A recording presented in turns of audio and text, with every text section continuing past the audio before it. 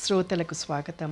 సంస్కృతి ఛానల్లో భాగంగా ఈరోజు జపమాలలు గురించి తెలుసుకుందాం.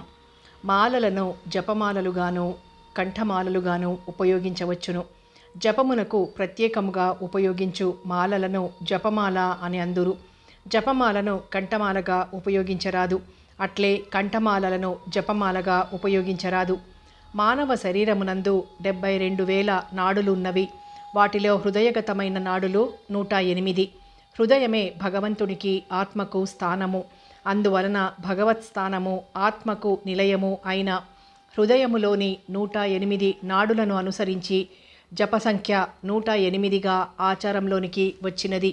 దీని ఆధారముగా జపమాలలో 108 గాని 54 గాని 27 గాని పూసలు ఉండేటట్లు నిర్మాణము చేసుకొని వేరుగా ఒక పెద్ద పూసను మేరుపు పూసగా ఉంచవలెను.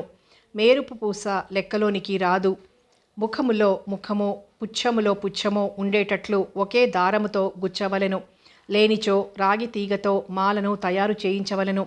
జపమాలను శుద్ధి ఒనర్చిగాని ఉపయోగించరాదు.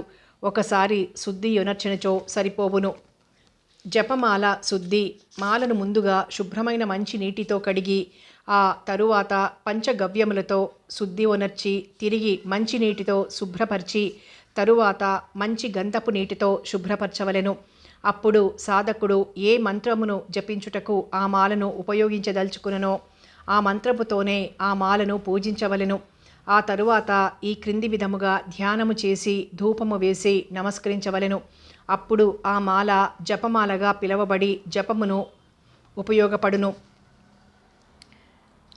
త్వం మాలే సదేవతా నాం సర్వసిద్ధి ప్రదాయత తేవ సత్యేవ మే సిద్ధిం మాతర్నేహి నమోస్తుతే.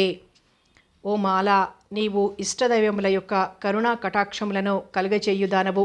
కావున ఓ మాల, ధర్మానుసారముగా నాకు సిద్ధిని కలుగజేయుము. నీకు నమస్కరించుచున్నాను.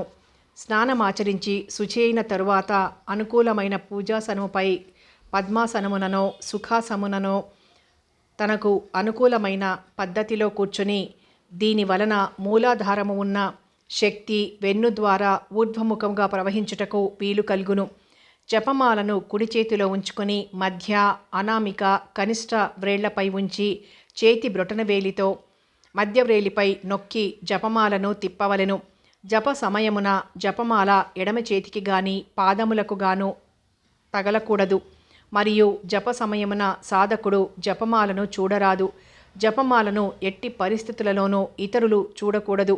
జపమాలను రహస్యముగా దాచుటకు ప్రత్యేకముగా ఒక భరిణిని గాని గుడ్డ సంచిని గాని ఉపయోగించవలెను. జపములో 108 పూసలు తిప్పిన తరువాత మేరువ పూస చేతికి తగులును. తిరిగి జపించవలెనన్నచో తిరిగి వెనక్కి తిప్పి జపించవలెను. మనము నిర్ణయించుకున్న జపసంఖ్యను బట్టి మనము జపించుకొనవచ్చును. మేరువు పూసను దాటి జపించరాదు. అన్ని యోగములలోనికి ఉత్తమమైనది జపయోగమని గీతాచార్యుల వారు భగవద్గీతలో చెప్పి ఉన్నారు.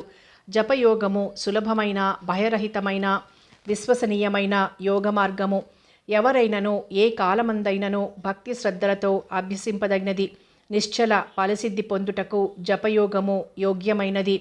జపము యొక్క పూర్తి వివరణ జపము అను అధ్యాయంలో వివరింపబడినది. మంత్రసిద్ధిని పొందిన వ్యక్తి ఒకరి వ్యాధి నివారణ కోసము గాని ఒకరి ధర్మపరమైన కోరిక తీరుటకు గాని జపమాచరించు వ్యక్తి జపము చేసిన తరువాత జప దైవమును స్మరించుకొని మేరుపూసతో అట్టి వ్యక్తి యొక్క నుదురుని తాకవలెను.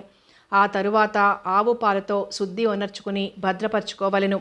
సాధకుడు ఈ చర్యను పరిపూర్ణమైన విశ్వాసంతో చేసిన ఎడల తత్కార్యము తప్పనిసరిగా నెరవేరును.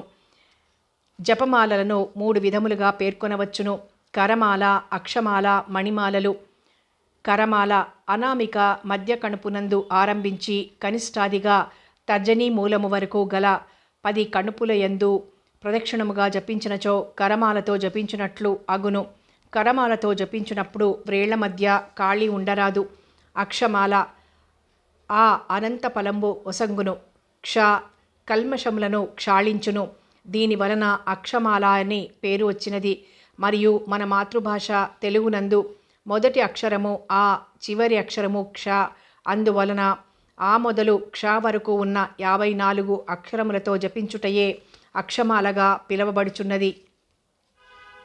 మణిమాలలు, రుద్రాక్షలు, శంఖములు, పద్మబీజములు, పుత్రజీవములు, ముత్యములు, స్ఫటికములు, పగడములు, సువర్ణమాలలు, రజితమాలలు, కుశదర్భ మూలములు, తులసి పూసలు ఉపయోగించి చేసిన మాలలను మణిమాలలు అని అందురు.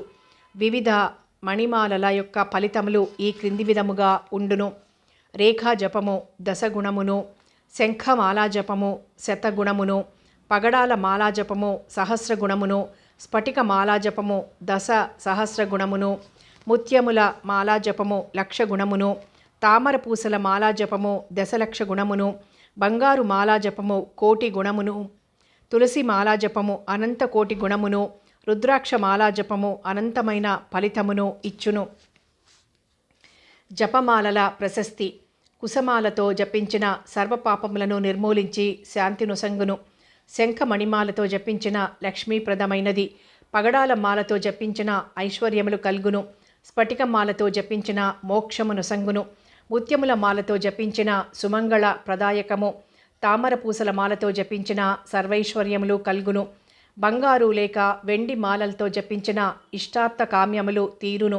తులసి మాలతో జపించిన అక్షయ ఫలములను ఒసంగును. రుద్రాక్షమాలతో జపించిన ఆత్మజ్ఞానము కలిగి మోక్షమును పొందుదురు. ఈరోజు జపమాలను గురించి తెలుసుకుందాం కదా. మరో రోజు జపమును గురించి అనేక విషయాల గురించి చర్చించుకుందాం.